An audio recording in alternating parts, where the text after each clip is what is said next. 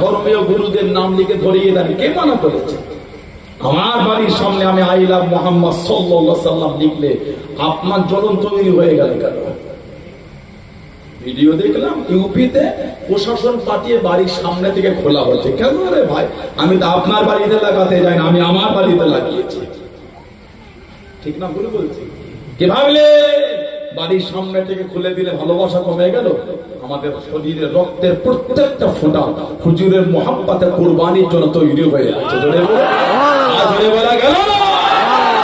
তিনজনকে কেস দিয়ে ভাবছে হুজুরের মোহাব্বতের ব্যানার ঝুলানো ভুলে যাবে এরা। না না, জেলের জায়গা কম পড়ে যাবে, হুজুরের গুলাম কম পড়বে না ইনশাআল্লাহ। এরা জানে না যে আমরা আমাদের হুজুরকে কত ভালোবাসি। हम अपने गर्दन को कटा सकता है, ईमान का सौदा इंशाअल्लाह कभी नहीं करेंगे। जोरे बोले हमार भाई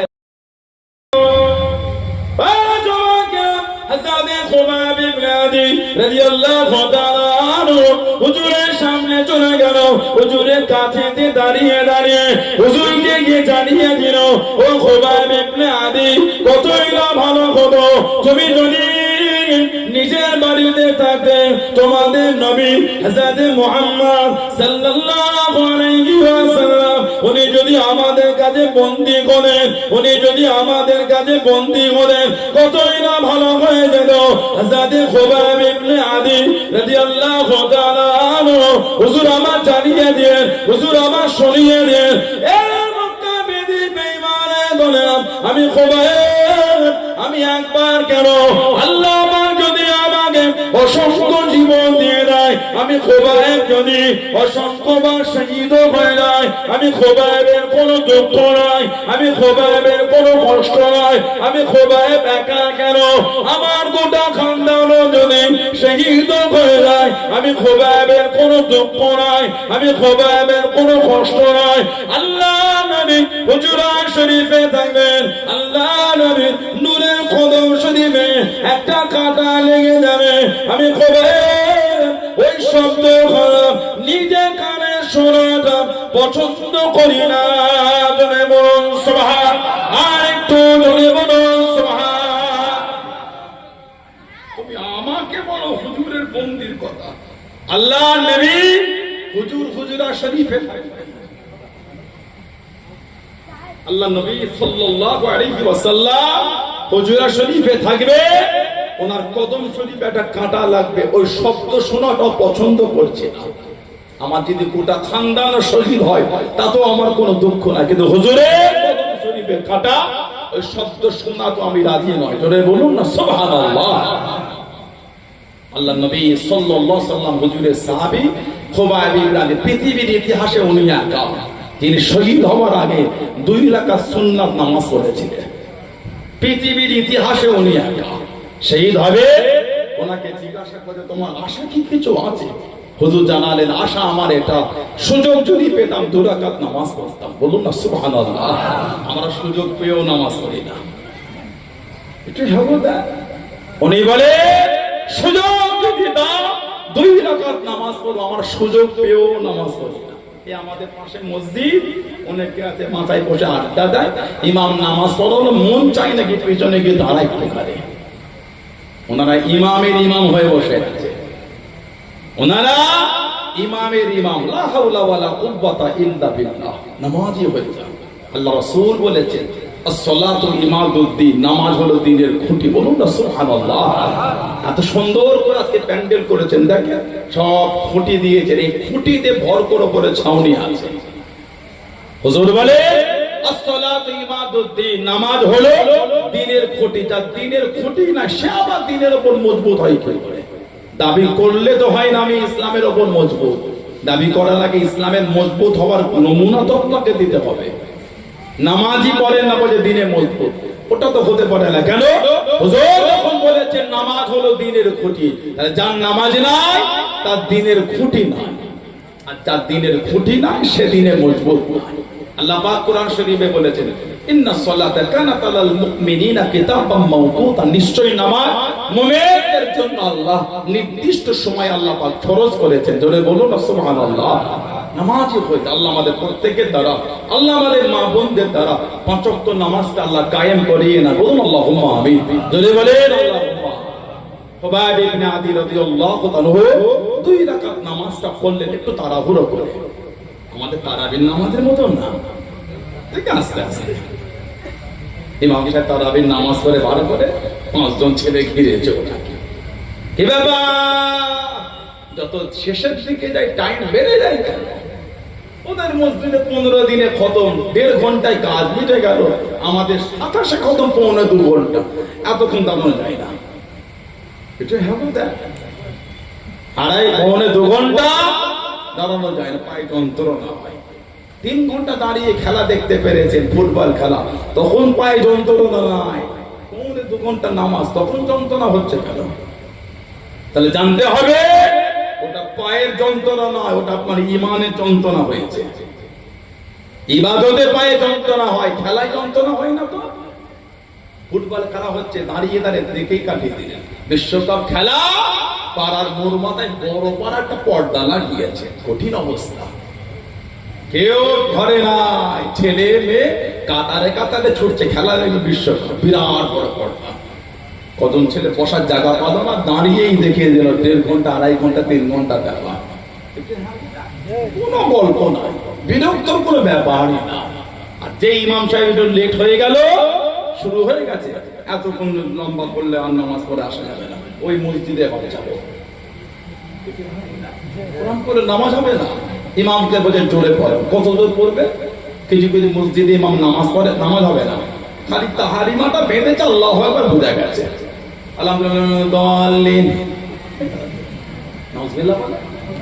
আমি বলছি হাসিটা না, আল্লাহ আমাকে হাসিটা আপনাদের হয়, ভেবে দেখেন একবার, নামাজটা মজাক না। নবী বলে নামাজ মুনকার নাকি ফারিস্তাকে কবরে ঢোকা থেকে বাধা দেবে হচ্ছে নামাজ। জোরে বলে ওই নামাজ গুলার বাধা পাবে মনে করেছে। আল্লাহ রাসূল বলেছেন, যখন মাথার দিক থেকে তারা সওয়াল করতে উঠবে, মার রাব্বুকা মা দীনুকা মান নবিয়ুকা, কোন কোন বর্ণনায় কবর একটাই সওয়াল, আমাদের নবীকে দেখিয়ে বলা হবে মানে হাজার রাসূল। এই যে মাথার দিক থেকে মুনকার নাকি ঢুকবে, আল্লাহর রাসূল বলেছেন মাথার দিকে কে যেন নূরানি চেহারা ধরে থাকবে। জোরে বলো মুনকার নাকি তাদেরকে জিজ্ঞাসা করবেন, ও জবাকে আল্লাহ নবী সাল্লাল্লাহু আলাইহি ওয়াসাল্লাম সাহাবাদের জানিয়ে দেন, সাহাবাদের শুনিয়ে দেন, মাথার দিকে জিজ্ঞাসা করেন কি আপনি আমাদের করে বাধা দেন? শুনে যান, এই বান্দা বান্দির কবরে সওয়ালখানা করব, জবাবখানা দেব। আল্লাহ নবী জানিয়ে দেবেন, আল্লাহ নবী শুনিয়ে দেন, ও মাথার দিক থেকে জবাব দিয়ে দেন, আমি অন্য কেউ নয়, আমি গোলাম নামাজ। জোরে বলুন সুবহান, আর একটু জোরে বলুন সুবহান। আমি হচ্ছি নামাজ, এই বান্দা বান্দি আমাকে দুনিয়ায় আদায় করেছে, আল্লাহ এত খুশি হয়েছে, আমি নামাজ একটা আমার চেহারা দিয়ে দিয়েছে। এই বান্দা বান্দির কবর আপনাকে মাথার দিক থেকে প্রবেশ করতে দেবো না। জোরে বলুন না সুবহানাল্লাহ। আমাদের সমাজে ইমামকে বলা হচ্ছে জোরে জোরে নামাজ পড়া, ইমাম শুরু করে দিল এতদিন রাজধানী, এবার বুলেট ট্রেন চালাচ্ছে, বুঝবেন না আমার কি হয়েছে, বলে হচ্ছে চালিয়ে দিয়েছে, প্যাসেঞ্জার উঠতে পারলো না পারলো আমার খুব কথা। আল্লাহ পাক কোরআন শরীফে বলেছে, ওয়ারাত্তিলিল কুরআন তারতিলা, কোরআন শরীফ শুদ্ধ সহকারে তারতিল সহ মানে শুদ্ধ করে সুন্দর করে কোরআন শরীফ তেলাওয়াত করতে হয়। জোরে বলুন না সুবহানাল্লাহ। আল্লাহ আমাদের বুঝার তৌফিক দান করে, বলুন আমিন। আল্লাহ আমাদের মনে নামাজে ভালোবাসা দিয়ে দেন, বলুন আল্লাহুম্মা আমিন। আল্লাহ আমাদের প্রত্যেকের দ্বারা, আল্লাহ আমাদের মা বোনদের দ্বারা 5 ওয়াক্ত নামাজটা আল্লাহ কায়েম করিয়ে নেন, বলুন আল্লাহুম্মা। হযরত খুবাইব ইবনে আদি রাদিয়াল্লাহু তাআলা 2 রাকাত নামাজটা পড়লেন, কাফেরদের বললেন, মনটা চাইছিল নামাজ আরেকটু লম্বা করতে, আমি যদি অনেকক্ষণ নামাজ পড়তাম, তোমরাই তো বলতে মরণে ভয় নামাজ লম্বা করেছে। না না, আমি মরণকে ভয় করি না, আমি আমার আল্লাহকে ভয় করি, বলুন না সুবহানাল্লাহ। হুজুরকে শহীদ করে দিল, কিতাব এসেছে মক্কা শরীফের পাশে একটা জায়গা আছে তানঈম বলে, হাজিরা জানে, যেখানটায় হজ করে আবার দ্বিতীয়বার উমরা করতে গেলে বা প্রথম উমরা করে দ্বিতীয় উমরা করতে গেলে যেখানে ইহরাম করতে যায়, মসজিদ আছে মসজিদে আয়েশা বলে, মসজিদে আয়েশা। এখন তো চতুর্দিকে ট্রাভেলস বার হয়ে গেছে, আপনি জানেন কত চিটিং বার হয়েছে।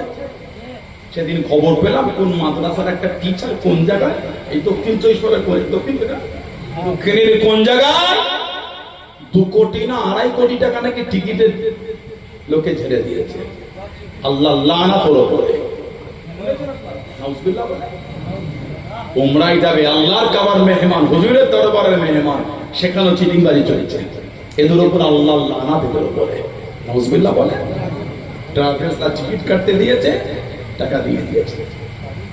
হাদিস সাহেবরা এয়ারপোর্টে বসে বসে চোখের পানি ফেলতে ফেলতে পড়ে গেছে। কি ভাবলে কাবা শরীফের মেহমান, হুজুরের দরবারের মেহমানের সঙ্গে বিয়াদবি, আপনার দুনিয়া আখিরাতে সুখ শান্তি হবে না। যেখানে দোয়াও তাড়াতাড়ি কবুল হয়, সেখানে বদদোয়াটা তাড়াতাড়ি পাওয়া যায়। মনে রাখবেন আপনি, যা ভাবছেন তা নয়। যেখানে দোয়াও তাড়াতাড়ি কবুল হয়, সেখানে বদদোয়াটাও তাড়াতাড়ি নসিবে জুটে যায়। আপনি হাজিদের সঙ্গে বিয়াদবি করছেন মানে, কদিন আগে ভিডিও দেখলাম মক্কা শরীফে হজে উমরায় নিয়ে গিয়ে হাজিদের ঘরটা এনে বাইরে একদিন ফেলে রেখেছে। ভিডিওগুলো বানাও, যার তাতে উমরায় যাওয়ার জন্য টাকা দেবে। এখন চিটিং বান বেড়ে গেছে, এইসব লেবাসে চিটিংবাজি করাটা সুবিধা বেশি একটু, মানে এগুলো বলতে আমার বাধা নেই, না বললে আপনার শিখবেন কোথা থেকে?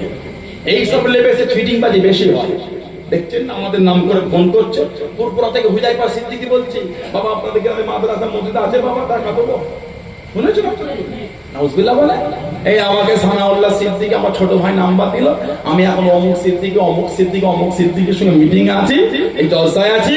আমাদের সেই মক্কা শরীফে একটা ঘর আছে, ওখানে 5 তলা বিল্ডিং, আমার টাকা দিয়ে দেশে মেয়ের বিয়ে হলে বলবেন, মসজিদ মাদ্রাসা বলবেন, আমরা একটা মোটা 6 লক্ষ 7 লক্ষ টাকা দিই। এক কাজ করে আপনার সব দলিল পত্র দিয়ে বড় বড় দিয়ে দিলে তার কিছুক্ষণ পরে বলবে এই ট্যাক্সে 12,000 টাকা লাগবে। 7 লক্ষ টাকা ফিরিয়ে দিতে পেরেছো, 12,000 ট্যাক্সের তা ফিরিয়ে দিতে পারো না। 7 লক্ষ ফিরিয়ে দিলে 12,000 ট্যাক্সে ফিরিয়ে দিতে পারো না। এক কাজ করো, যে 7 লক্ষ টাকা আমাকে দিলে ওর থেকে 12,000 কেটে বাকিটা দিয়ে দাও। কথা বলছেন না? ছেলেগুলো কি বোকা থাকে, কিছু কিছু ছেলে দিয়ে ফোন করে হুজুর দিয়ে ফেলেছে, 12,000 টাকা দিলেন, পরে ফোন করেছে, আগে করতে পারেন না। এগুলো চিটিং বার, এদের উপর আল্লাহ লানাত, এদের উপর আল্লাহ লানাত। মক্কা শরীফের নাম করেছে, ফুরফুরা শরীফের নাম করেছে, হুজুরের আওলাদদের নাম করে মিথ্যা মিথ্যা গরিবের টাকাগুলো খেয়েছে। আল্লাহ জালেমদের হাত থেকে আল্লাহ আমাদের হেফাজত করে, বলুন আমিন। চলে বলে আল্লাহুম্মা। হযরতে খুবাইব ইবনে আদি ওনাকে শহীদ করে নিয়ে চলে গেল মক্কা শরীফে তানঈম। এই মাথাটা নিচের দিকে করে পা দুটো দড়ি দিয়ে বেঁধে কাঁধেতে ঝুলিয়ে দিয়েছে, মাথাটা নিচের দিকে করে। আহা, 40টা কাফের ওনাকে ঘিরে ঘিরে পাহারা দিচ্ছে। যেমন ঝুলিয়েছেন হযরতে আবু বকর সিদ্দিক রাদিয়াল্লাহু তাআলা, হুজুরের মেয়ের ছেলে হযরত আব্দুল্লাহ ইবনে জুবাইর রাদিয়াল্লাহু তাআলা, হাজ্জাজ বিন ইউসুফ, যার হাতটা সাহাবা তাবিনের রক্তে লাল, এত সাহাবা তাবিনকে শহীদ করেছে জালেম হাজ্জাজ বিন ইউসুফ। হযরতে আবু বকর সিদ্দিক হুজুরের মেয়ে হযরতে আসমা, যার লাকাব ছিল জাতুন নিকাতাইন, 2 ফিদের মালকিন। জোরে বলবেন না? আল্লাহ নবী হিজরাতে রাতে বার হয়ে গেলেন। ও জওয়ান, ও আমার মুরব্বি বাজারা, মায়েরা বোনেরা বগেরা, হযরত আবু বকর সিদ্দিক রাদিয়াল্লাহু তাআলা হুজুরের বাড়িতে আওয়াজ দিয়ে দরওয়াজা খানা খুলে গেল। আসসালামু আলাইকা ইয়া রাসূলুল্লাহ, আল্লাহ নবী সালামের জবাব করলেন। আল্লাহ নবী জিজ্ঞাসা করলেন, ও বাবা জাবুলাকার, আপনি কি রাত্রিতে ঘুমান না? ইয়া রাসূলুল্লাহ হাবিবাল্লাহ, ইয়া রাসূলুল্লাহ হাবিবাল্লাহ, আমি আবু বকর রাদিয়াল্লাহু তাআলা আপনার জন্য জেগে থাকি। থাকি শুধু আমি একা না, আমি আবু বকর রাদিয়াল্লাহু তাআলা আনহুর সঙ্গে আমার মেয়ে হযরত আসমা রাদিয়াল্লাহু তাআলা আনহা আপনার জন্য জেগে জেগে সারা রাত ধরে নাস্তা খানা তৈরি করে। জোরে বলুন সুবহান, আর একটু জোরে বলুন সুবহান। আমি আপনার জন্য জেগে থাকি আর আমার মেয়ে আপনার জন্য নাস্তা তৈরি করে। যে রাতে হুজুর গেলে হুজুরের নাস্তা আর ওই চামড়ার মস্কের মধ্যে পানি ভরেছে, ওটা বাঁধার কোনো দড়ি খুঁজে পাইনি। যে জামাটা ছিল কোমরের ফিতে, ওই ফিতেটাকে খুলে টেনে দুটো ভাগ করে এক ভাগ হুজুরের নাস্তা বেঁধেছেন, আর এক ভাগ দিয়ে ওই চামড়ার মস্কের মধ্যে পানি ওর মুখ বেঁধেছেন। সেদিন থেকে লাকাব হয়ে গেল জাতুন নাকাতাইন, দুই ফিতের মালকিন। বলুন না সুবহানাল্লাহ। ওনার ছেলে হযরত আব্দুল্লাহ, নামটা আল্লাহ রাসূল দিয়েছিলেন। নানার নামে নাম, মানে আবু বকর সিদ্দিক হুজুরের নাম হলো আব্দুল্লাহ। বলেন না সুবহানাল্লাহ। ওনার নাম আল্লাহ রাসূল আব্দুল্লাহ, আর বললে নানার ডাক নামটাও দিয়ে দিলাম আবু বকর। বলুন না সুবহানাল্লাহ। ওনাকে হাজ্জাজ বিন ইউসুফের জামানায় শহীদ করে মাথাটা নিচের দিকে করে পা দুটো উপর দিকে করে কাবা শরীফের পাঁচিলের গায়ে ঝুলিয়ে দিয়েছিল। বলেছিল যতক্ষণ আসলাম মাপ না চাইবে এই আব্দুল্লাহ এইভাবে ঝুলবে।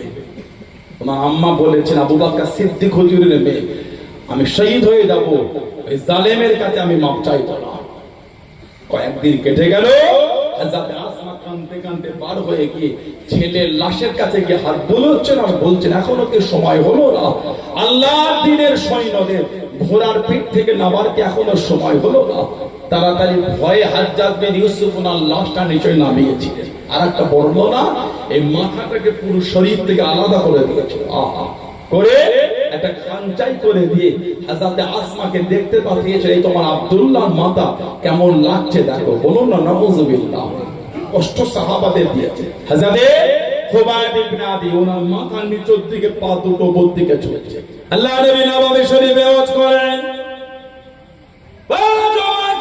আল্লাহ নবী সাল্লাল্লাহু আলাইহি ওয়াসাল্লাম ওয়াজটাকে বন্ধ করে আল্লাহ নবীর নূরে চোখ দিয়ে টপটা করে পানিটা গড়িয়ে গড়িয়ে চলে যায়। আল্লাহ নবী সাল্লাল্লাহু আলাইহি ওয়াসাল্লাম চোখ ভরা পানি কেঁদে কেঁদে জানিয়ে দেন, কেঁদে কেঁদে শুনিয়ে দেন, ও বাবা সালাম, আমি নবী সাল্লাল্লাহু আলাইহি ওয়াসাল্লাম আমার খুবাইব ইবনে আদি রাদিয়াল্লাহু তাআলা আনহু তাকে শহীদ করে দিয়েছে। বাবা তাকে শহীদ করে দে মক্কা শরীফের তানঈমে মাথাটা নিচের দিকে পা দুটো গোপন দিকে করে ঝুলিয়ে রেখেছে। বাবা তোমাদের মধ্যে কেউ কি আছো? বাবা তোমাদের মধ্যে কেউ কি আছে? বাবা আমি নবী সাল্লাল্লাহু আলাইহি ওয়াসাল্লাম আমার খুবাইব ইবনে আদি তাকে আমার কাছে আনবে। বাবা তাকে আমার কাছে আনবে। বাবা ও জওয়াকিরাম, হযরত জুবাইর ইবনে নওয়াম, হযরত মিকদাদ ইবনে আমর রাদিয়াল্লাহু তাআলা আনহুমা দুজন সাহাবা দাঁড়িয়ে গেলেন, ইয়া রাসূলুল্লাহ হাবিবাল্লাহ, ইয়া রাসূলুল্লাহ হাবিবাল্লাহ, আল্লাহ পাকের নবী, হুজুর আমরা দুজন যাব, হুজুর আমরা দুজন যাব। আল্লাহ নবী জানিয়ে দেন, ও বাবা মিকদাদ ইবনে আমর, ও বাবা জুবাইর ইবনে আওয়াম রাদিয়াল্লাহু তাআলা আনহুমা আমার খুবাইব ইবনে আদি মাথাটা নিচের দিকে পা দুটো কোমর দিকে করে 40 জন কাফের দাঁড়িয়ে দাঁড়িয়ে পাহারা দিচ্ছে। বাবা তোমরা কি আনতে পারবে? বাবা তোমরা কি যাবে? বাবা ইয়া রাসূলুল্লাহ হাবিবাল্লাহ, আপনি যদি হুকুম করে দেন আমরা দুজন যাব। জোরে বলুন সুবহান, আর একটু জোরে বলুন সুবহান। আপনি যদি বলেন আমরা দুজন যাব। কে? জুবাইর ইবনে আওয়াম, যিনি একদিকে একা একদিকে 1000, উনি 1000-এর সাথে একা লড়াই করতেন। জোরে বলুন না সুবহানাল্লাহ। মাথায় হলদে পাগড়ি দিয়ে 1000-এর অপর দিকে একা যুদ্ধ করতেন। যখন শুনতেন জুবাইর ইবনে আওয়াম, কাফেররা ময়দান ছেড়ে চলে যেত। বললেন না সুবহানাল্লাহ। এত দবদবা আল্লাহ দিয়েছিলেন, সেই রক্ত আমাদের শরীরের মধ্যে প্রবাহিত হচ্ছে, সেই রাস্তা আমাদের চালাচ্ছে। কোথায় কয়েকটা নেরি কুকুর আমার হুজুরকে 3টে গাল দিয়ে দিল, হুজুরের 5টা ব্যানার ছেড়ে দিল। ওরা ভেবেছে আমাদেরও দাদাগিরি না, আমাদেরও আছে, ভেবো না। না, আমরা কয়েকটা কারণে খামোশ খেয়ে আছি। তাহলে একটা কারণ হলো সমাজের পরিবেশ নষ্ট হয়ে যাবে, রক্তের স্রোত হয়ে যাবে। কথা বলতে না, যার একটা কারণ দেশের সমাজের সম্প্রীতি নষ্ট হয়ে যাবে। আজও আমরা আইনের উপর আস্থা রাখি, আজও আমার চুপ করে আছে। এই আইন দেশের সংবিধান আমার মৌলিক অধিকার আমাকে দিতে, আমি আমার মাথা উঁচু করে ধর্মের বিধান আমি পালন করবো। তোমার কিসের অশান্তি হয়ে গেল? তুমি তোমারটা করো, আমি আমারটা করি। তুমি তোমারটা করো, আমি আমারটা করি। কিছু কিছু জায়গায় মাঝে মাঝে ভিডিও আসে, ইসলামের কিছু হলে কিছু কিছু লোকের জুলুম হয়, আর মসজিদের সামনে গেলে বাদুল্লাহটা বেড়ে যায়। আমার ইচ্ছা হয় না তো অন্য ধর্মীয় ইবাদত, ধর্মীয় উপাসনালয়ের সামনে গিয়ে আমরা একটু লাফালাফি করি না? এটা আমার হওয়াটা উচিত না, এই ভাবনা আমার হওয়া উচিত না। কিন্তু অন্যের চিন্তা হলো কেন মসজিদের এই বাদুল্লাহ বেড়ে গেল। ঘৃণা লাগে মানুষের কথা বলবো। কি ভাবলে আপনি দাদাগিরি দিতে পেরে আমরা পারি না? আমরাও পারি। লাভ কি হলো? আপনার 5টা ঘর ভাঙবে, আমার 5টা ভাঙবে। ক্ষতিকার হলো, গরিবের হলো, নেতার হলো না। এই নেতাটা ওই গরম গরম ভাষণ দিয়ে চলে গেল, ক্ষতি ওই নেতার হলো না, সাধারণ লোকের হলো। আজকে আমি এখানে ভুলভাল কিছু মিথ্যা গরম গরম বক্তব্য দেবো, 15টা যুবকের মধ্যে 5টা যুবক কঠিন অবস্থা হয়ে যাবে।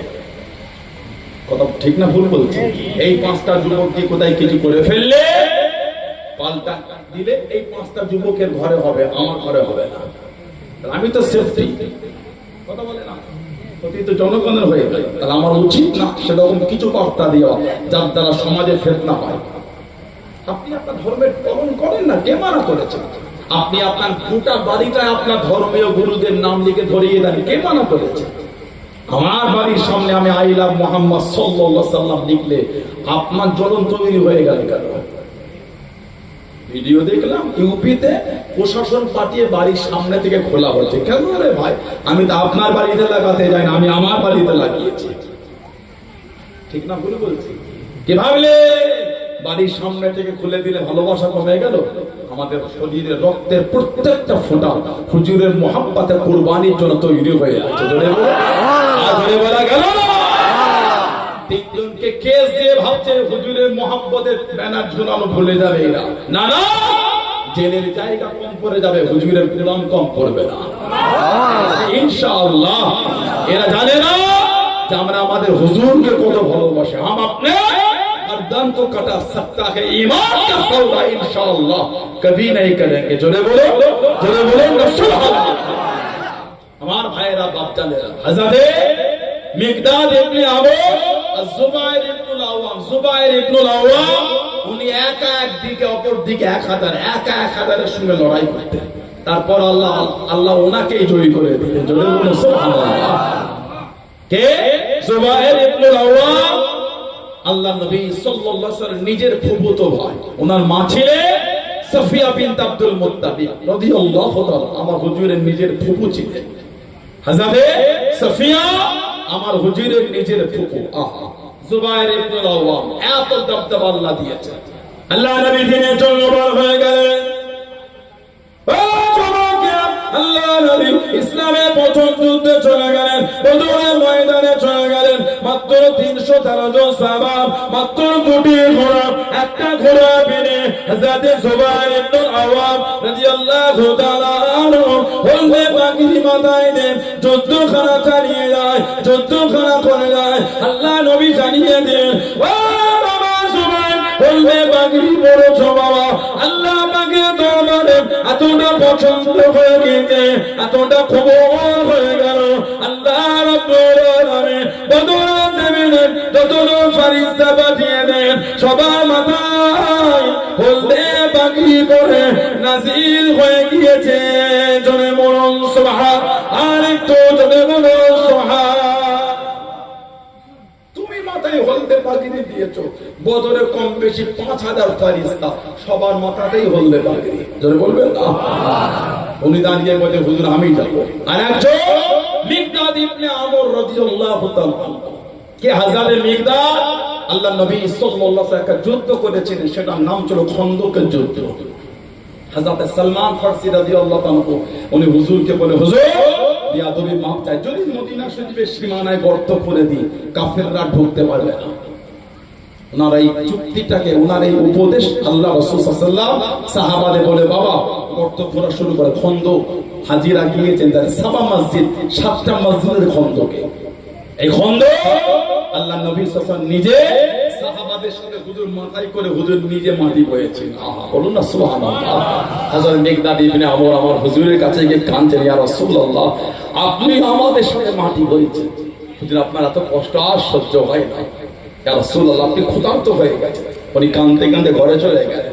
ছোট্ট করা পাত্রতে দুধ ছিল, লবণ, উনি দুধ নিয়ে লুকে আমার হুজুরকে বলে ইয়া রাসূলুল্লাহ হুজুর আপনি এটা পান করে দেন, আপনার কষ্ট আর সহ্য হয় না।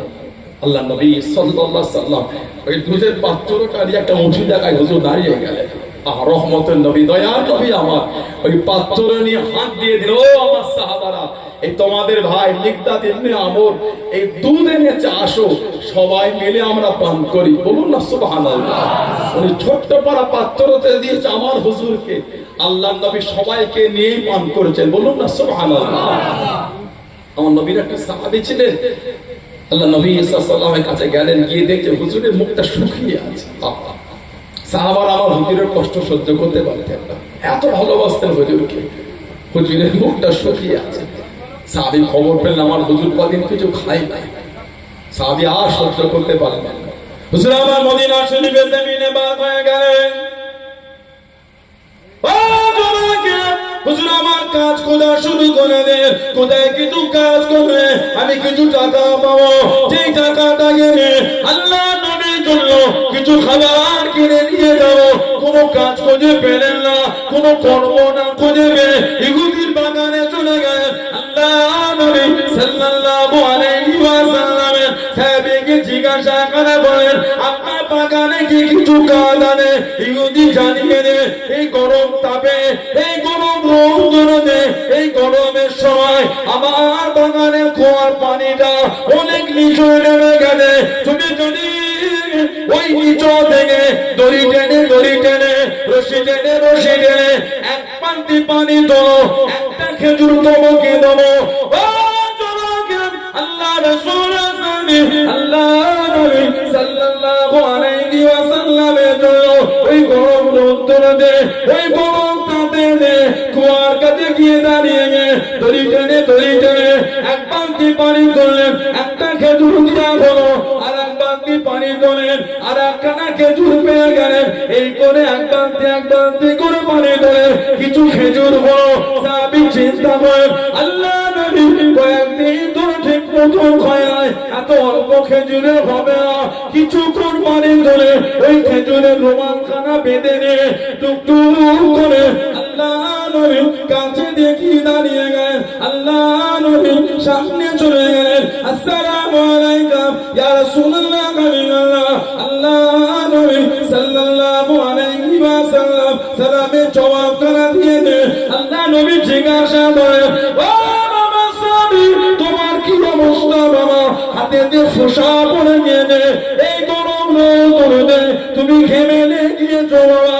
আল্লাহ নবী সাল্লাল্লাহু আলাইহি ওয়াসাল্লামের হুজুরের সাথে আল্লাহ নবীর কাছে ওই রুমালখানা খুলে খাজুর খানা দিয়ে বলেন ইয়া রাসূলুল্লাহ নবীল্লাহ আজ কদিন আপনার খাওয়া নাই দাওয়া নাই, আমি সহ্য না করতে পেরে আপনার জন্য এই খেজুরগুলি এনেছি। বলো হুজুর আপনি খেজুর খাওয়া শুরু করে জোরে বলুন সুবহান, আর একটু জোরে বলুন সুবহান। ওই গরম রোদ্রে পানি অনেক কুয়ার নিচে এক বালতি পানি তুলেছে, একটা খেজুরি দিয়েছে। আহা হাতে ফুসা উঠে গেছে, ঘেমে লেগে গেছে। ও হুজুরের কাছে হুজুর আপনি একটু খান। আল্লাহ নবী দেখছে না, বলছে তোমার কি অবস্থা? ইয়া রাসূলুল্লাহ আপনার জন্য এনেছি। হুজুর আমি এক বালতি পানি তুলেছি, একটা খেজুর দিয়েছে। আবার এক বালতি চলেছে একটা খেজুর। হুজুর এতগুলো খাজুর আমি আপনার জন্য বালতির পানি তুলে হুজুর জোগাড় করে এনেছে, হুজুর আপনি একটু খান। বলুন না সুবহানাল্লাহ, জোরে বলেন না সুবহানাল্লাহ। এটা হলো আমার হুজুরের ভালোবাসা সাহাবা। হাজারে নিগদাদ ইবনে আমর ওই ছোট্ট পারা পাত্রতে দুধ এনে বলে, হুজুর আপনি একটু খান। আল্লাহর নবী ওই দুধ টানে সবাইকে ডেকে বলছে, আসো সবাই মিলেই খাই। বলুন না সুবহানাল্লাহ। যিনি ইসলামের প্রথম যুদ্ধ বদরের জমিনে আল্লাহর নবীর কাছে গিয়ে কেঁদেছিলেন, আরেকজন কেঁদেছিলেন, ওনার নাম ছিল হযরত আব্দুর রহমান ইবনে আওফ রাদিয়াল্লাহু তাআলা। ওনার জীবনে যদি পড়েন বুকটা ফেটে যাবে আপনার। হযরত আব্দুর রহমান ইবনে আওফ সাহাবাদের মধ্যে সবথেকে ধনী। জোরে বলো, সাহাবাদের মধ্যে যাকে আল্লাহ সবথেকে ধনী করেছে। আহা, গোটা পৃথিবীর সবথেকে ধনী ব্যক্তির নাম হলো ইলন মাস্ক। বর্তমান গোটা পৃথিবী তিনি ধনী। ইলন মাস্ক হযরত আব্দুর রহমান ইবনে আওফ রাদিয়াল্লাহু আনহু হুজুরকে আল্লাহ এই ইলন মাস্কের থেকে 7 থেকে 8 গুণ মাল আল্লাহ সাহাবীকে বেশি দিয়েছে। সুবহানাল্লাহ, আলহামদুলিল্লাহ। কিতাব এসেছে যখন ইন্তেকাল হলে গোল সোনা দেখে গেছিলেন। ফজরের সময় কুরুলে কাটা শুরু করেছে, জোহর হয়ে গেছে, এখন শেষ হয়নি। কুরুল মেরে মেরে সোনা কেটেছিল, এত জাহাবুল এত লেগে গেছে। মদিনা শরীফে গেলে মক্কা শরীফের ধনী মুসলমান হয়ে গেল, ওনাকে বলা হয় সাহিবুল হিজরাতাইন, 2 হিজরাতের অধিক। বলবেন না সুবহানাল্লাহ। আল্লাহ নবী সাল্লাল্লাহু আলাইহি ওয়াসাল্লাম ওনাকে পাঠিয়ে দিয়ে ইথিওপিয়া, হাবশা, আবিসিনিয়া ওনাকে পাঠালেন। উনি ওখান থেকে আবার মক্কা শরীফে চলে গেলেন। আল্লাহ নবী সাল্লাল্লাহু আলাইহি ওয়াসাল্লাম কম বেশি 80 জনের কাফেলা হুজুর ওনাকে পাঠালেন মদিনা শরীফে। এই যে মক্কা শরীফ থেকে মদিনা শরীফে গেলেন, একটা খড়ের কুটি বলতে উনি নিয়ে নাই, খালি হাতে গেছিলেন। মদিনা শরীফ এক সাহাবীর সাথে হুজুর ওনার ভাই বানিয়ে দিলেন, আনসারী সাহাবীর সাথে। উনি ওনার মাল পত্র ওনাকে অর্ধেকটা দিতে চাইলেন, যেমন সবাই দিয়েছিলেন। উনি বলেন আমার লাগবে না, খালি আপনি আমাকে বাজারটা দেখিয়ে দেন, বাকিটা আমার দায়িত্ব। আল্লাহ ওনাকে এত বুদ্ধি দিয়েছে, এত টেকনিক আল্লাহ ওনাকে দিয়েছে। বলুন আলহামদুলিল্লাহ। হযরত আব্দুর রহমান ইবনে আওফ রাদিয়াল্লাহু আনহু মদিনা শরীফে যে পাথরটা তুলতেন, আমার হুজুরের ওসিলা দিয়ে বরকত মনে করে তো আল্লাহ, আমি আপনার হাবিবের ওসিলায় বরকত মনে করে তুলছি আল্লাহ, এর তলায় যেন আমি সোনা পাই। ওই পাথরটা তুলতে তলায় গোল্ড সোনা পেতেন। বলুন না সুবহানাল্লাহ। এত সোনা জড়ো হয়েছে। ওই সোনা পাথর আপনার এই তরুণ দিয়ে কেটে কেটে বন্টন হলো, যারা কেটেছিল তাদের হাতে ফুসা উঠে গেছিল। উনি এত দিনার রেখে গেছিলেন, দিনার স্বর্ণ মুদ্রা। 4টে স্ত্রী ছিল, এই 4টে স্ত্রীর মধ্যে বন্টন হয়েছিল। এক একটা স্ত্রী ইন্ডিয়ান রুপিতে পেয়েছিল 300 কোটি করে। যারা বলবেন 4 জন স্ত্রী পেয়েছে, 3 4 1200 কোটি কম বেশি ইন্ডিয়ান টাকায় কনভার্ট করলে এত দিনার রেখে গেছিলেন। আর উট, দুম্বা, ভেড়া, ছাগল, ঘোড়া, বাগান, ওর তো কোনো হিসাব নাই। হযরত আব্দুর রহমান ইবনে আওফ রাদিয়াল্লাহু আনহু সবার জন্য আজাদ ছিল, ছেলে মেয়ে বিবি আত্মীয় যার যা খুশি খেত। উনি কিন্তু ডাল পিষে রুটি দিয়ে খেতেন। ওনাকে জিজ্ঞাসা করলে বলতেন, আমি আমার হুজুরকে এইভাবে খেতে দেখেছি। আহা, বলুন সুবহানাল্লাহ। উনি কোনোদিন মন ভরে গোস্ত খাইতেন। এক তারিখে খাচ্ছেন, গোস্তটা মুখের কাছে তুলে গোস্তটা ফিরিয়ে দিলেন। হুজুরকে জিজ্ঞাসা করে, কি ব্যাপার, মুখের কাছে উঠিয়ে বার করলি না? উনি বলেন, আমি আমার হুজুরকে কোনোদিন মন খুলে গোস্ত খেতে দেখি। আল্লাহ নবী যেটা কোনোদিন পেট ভরে খান, ওটা আমি হুজুরের সাহাবী হয়ে আমি পেট ভরে খাই। সুবহানাল্লাহ, কি হুজুরের ভালোবাসা, আল্লাহু আকবার, কি হুজুরের মহব্বত। জীবনে সুখ শান্তি উনি করে, সব সময় হুজুরের নকশায় চলতে। হযরত আব্দুর রহমান ইবনে আওফ রাদিয়াল্লাহু আনহু আল্লাহ নবী ইসলামের প্রথম যুদ্ধে চলে গেলেন। ও যুবকেরা, আল্লাহ নবী সিজদা পড়ে জার জার হয়ে গেলেন, চোখে পানি ফেলে ফেলে গেলেন। ও নবী আল্লাহ, আজকে দিনে জুড়ে গেলে দিন মানার কেউ থাকবে না, ইসলাম মানার কেউ থাকবে না, কোরআন শরীফ মানার কেউ থাকবে না। আল্লাহ আপনার ওয়াহাদানিয়ত মানার কেউ থাকবে না, আমি নবী আমাকে মানার কেউ থাকবে না, ইসলামের ঝান্ডা ধরার কেউ থাকবে না। ও যুবক, হযরত আব্দুর রহমান ইবনে আওফ রাদিয়াল্লাহু তাআলা আনহু আল্লাহ নবী কাছে থেকে দাঁড়িয়ে গেলেন, পাশে থেকে দাঁড়িয়ে গেলেন, মাথা থেকে পা পর্যন্ত 31 জায়গা তীর আর তলোয়ার, 31 জায়গা তীর আর তলোয়ারের আঘাত, রক্তখানা টপকে টপকে বলে ইয়া রাসূলুল্লাহ হাবিবাল্লাহ, ইয়া রাসূলুল্লাহ হাবিবাল্লাহ, আল্লাহ পাকের নবী হুজুরকে আপনি মাফ করুন, শরীরের মনে এক ফোঁটা রক্ত থাকা পর্যন্ত আপনাকে রেখে যাব না।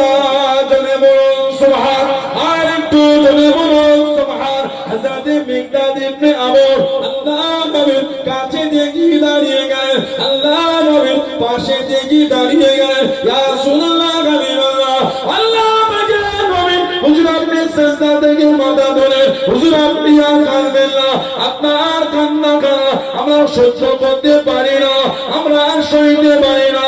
আল্লাহ নবী জান জান করে গেলেন, ও আজকে দিনে জুড়ে গেলে নাই, ইসলাম মানার কেউ থাকবে না, দিন মানার কেউ থাকবে না, আপনার ওয়াদা নিয়ত মানার কেউ থাকবে না, ইসলামে ঝান্ডা দেওয়ার কেউ থাকবে না। আল্লাহ নবী সার সার হয়ে গেলেন। হযরত মিকদাদ ইবনে আমর রাদিয়াল্লাহু তাআলা আনহু আল্লাহ নবীর কাছে দাঁড়িয়ে দাঁড়িয়ে বলে ইয়া রাসূলুল্লাহ হাবিবাল্লাহ, আল্লাহ পাকের নবী আমরা আপনাকে মুসা নবীর উম্মতের মতন বলবো না, আপনি আর আপনার আল্লাহ ফিরআউনের বিরুদ্ধে যুদ্ধ করেন, এটা আপনাকে আমরা বলবো না।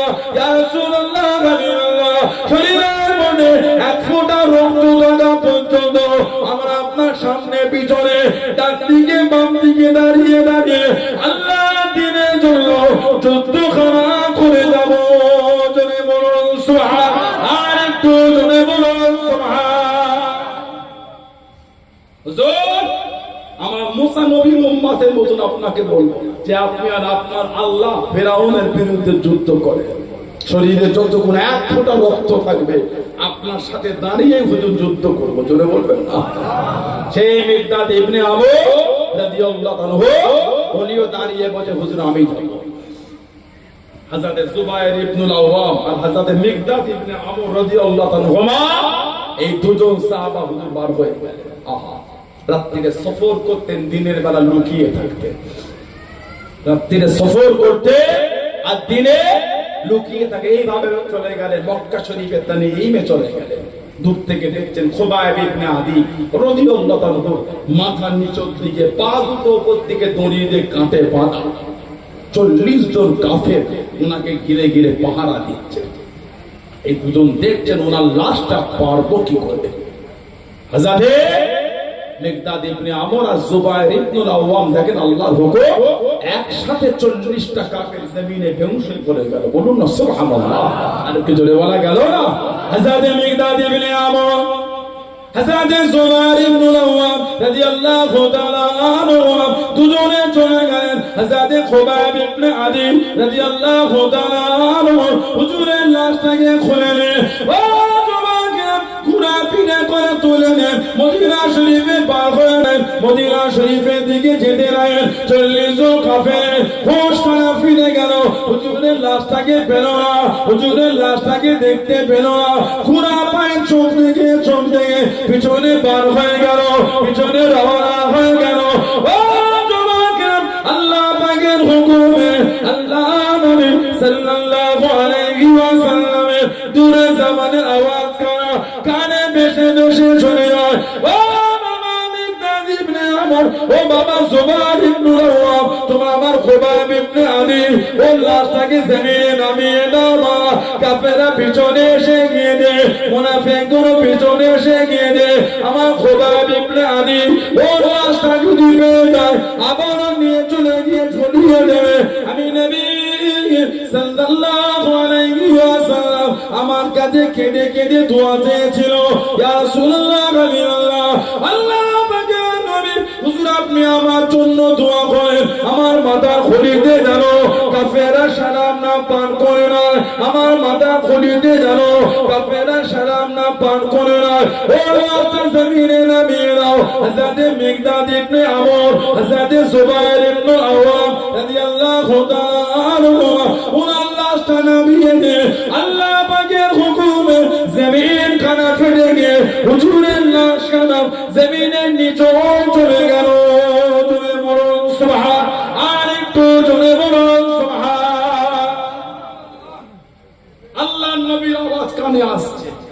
মিকদাদ ইবনে আমর আর জুবাইর ইবনে আওয়াম, তোমরা আমার খুবাইব ইবনে আবির লাশটা নিচে ছেড়ে দাও। কাফেরগুলো পিছনে এসে গেছে, যদি পেয়ে যায় ওই লাশ নিয়ে গিয়ে আবারও ঝুলিয়ে দেবে। আহা, যে লাশটা ঘোড়ার পিঠ থেকে জমিনে নামিয়েছে, জমিনটা ফেটে গিয়ে ওই লাশটা জমিনের নিচে গিয়ে জমিন আল্লাহর হুকুম আবারও লেগে গিয়েছিল। বলুন না সুবহানাল্লাহ। আর একটা রিওয়ায়াত, এই দুজন ঘোড়ার পিঠে করে লাশ নিয়ে যায়, পিছন ফিরে দেখছে কাফেরগুলো কাছে কাছে এসে গেছে। তারা হলো ওই লাশটা ঘোড়ার পিঠ থেকে নামিয়ে একটা গাছেতে হেলান দিয়েছে। আহা, কিতাব এসেছে এই গাছেতে হেলান দিয়ে কাফেরদের দিকে ঘুরে দেখে আবার লাশ দেখছে, লাশ না। ওনারা দুজন বললে আমাদের যেন মনে হলো এই যখন এই গাছে হেলান দিয়ে কাফেরদের দিকে ঘুরছিলাম, যেন মনে হলো ঠিক তখনই জমিনটা ফেটে ওনার লাশটা আল্লাহর হুকুম জমিনের নিচে চলে গেল। জোরে বলুন না সুবহানাল্লাহ। সেই সাহাবাদের দিকে দেখেন, দ্বীনের জন্য কুরবানি করা দিয়েছে, দ্বীনের জন্য রক্তের স্রোত তারা বইয়েছে, তাদের দিকে দেখেন। দাবি করলে হয় না, আজও যদি জীবন থেকে নোংরামি কোনো বন্ধ না হয়, তার আর ভালোবাসার নমুনা কি হলো? মনে হয় না আমাদের মরণ একদিন হবে, এটা কি মনে হয় না আপনাদের? 16 আগস্ট কবরস্থানে গিয়ে দেখেন সব মুরব্বীগুলো কাতার দিয়ে ঘুমাচ্ছে। আপনাদের এখানেই তো থাকতেন আমাদের জানা মরহুম আশরাফ আলী সাহেব রহমতুল্লাহ, তার কবরটা আল্লাহ জান্নাতের টুকরা করে দেয়। বলুন আমি, জোরে বলা গেল না? জীবনটা আল্লাহ আল্লাহ রসুলের ভালোবাসায় কাটিয়ে দিয়েছেন। আজও তিনি আর আমাদের সমাজে নাই, তিনি আল্লাহটাকে সারা দিয়ে আখিরাতের পরকালের প্রতীক হয়ে গেছেন। ঠিক না ভুল বলছি? আমরা একদিন চলে যাবো। 16 আনা কবরস্থানে গিয়ে দেখে সব কাতার দিয়ে ঘুমাচ্ছে। কিছু কিছু কবরের কাছে গিয়ে দেখলে কবরের বাঁশগুলি সব ভেঙে ভেঙে ভেতরে ঢুকে গেছে। এই পানি হচ্ছে না, ওই কবরটা উঁকি মেরে দেখে আসেন, কবরের নিচেই পানি জমে আছে। আহা, একদিন আমাদের মধ্যে অনেকের কবরের বাঁশ ভেঙে ঢুকে যাবে। পানি হলে সেদিন আমাদের কবরও পানি জমবে। ভয় হয় না? ভয়। আল্লাহ পাকের আদালতে কোন মুখলে উঠবো, ভয় হয় না? ভালো হয়ে যাবে। আল্লাহ আমাদের যুবকগুলোকে নোংরা থেকে আল্লাহ মনটা ঘুরিয়ে দেয়। বলুন আমিন। বলেন আল্লাহুম্মা আমিন। আল্লাহ আমাদের করে শুনে বলে বেশি বেশি আমাদের তৌফিক দান করে। বলুন আমিন। যদি বলেন আল্লাহুম্মা আমিন। দরুদ শরীফ আল্লাহু আকবার।